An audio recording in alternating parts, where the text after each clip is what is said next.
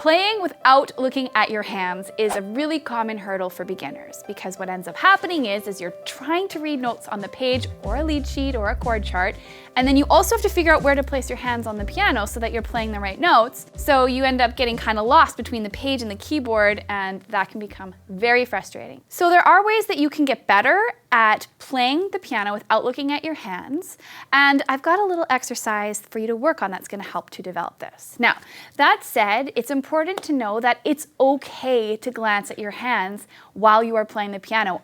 All piano players do this from time to time. You know, you gotta see what's happening. So the idea is that you get confident enough with the layout of the keyboard that a glance is all you need in order to be able to know where to go on the keyboard, and then you can get back to your music. So I've got a little exercise I'm going to show you that's going to help to develop this. So the first thing you want to do is get your hands into C position. So you're going to want to look for this. You're going to look at your piano. You're going to find C, middle C with your right hand, and place your one finger on that note. Then your left hand, you're going to place your 5 finger on the C just below. So this is C position. Now, once you're here, that's when you want to look away from the keys. So I'm going to look up in the sky and I'm going to play C. I'm going to think D, E, F, G. And I'm going to take a moment to think about the fact that my thumb and my left hand one finger, my bottom fingers are on C, and my top fingers are on G. So the next step is going to be renegotiating to get your hands into G position without looking at the keyboard. So I know that G is here because my fingers are on it.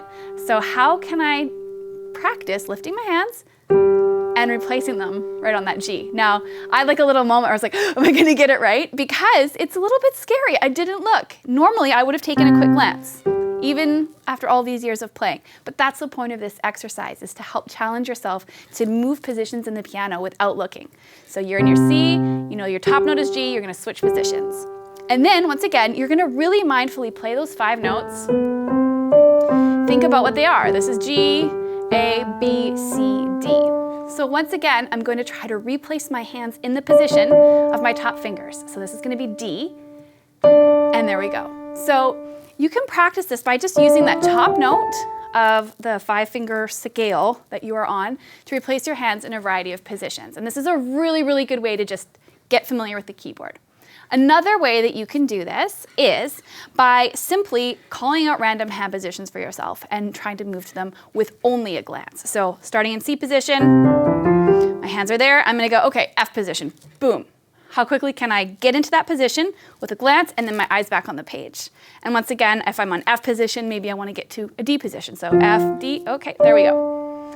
So this is a good little trick to help you gain familiarity with the keyboard. You can have a little bit of fun with it, and it'll help you when it comes to tracking your hands and your music. So have fun with it.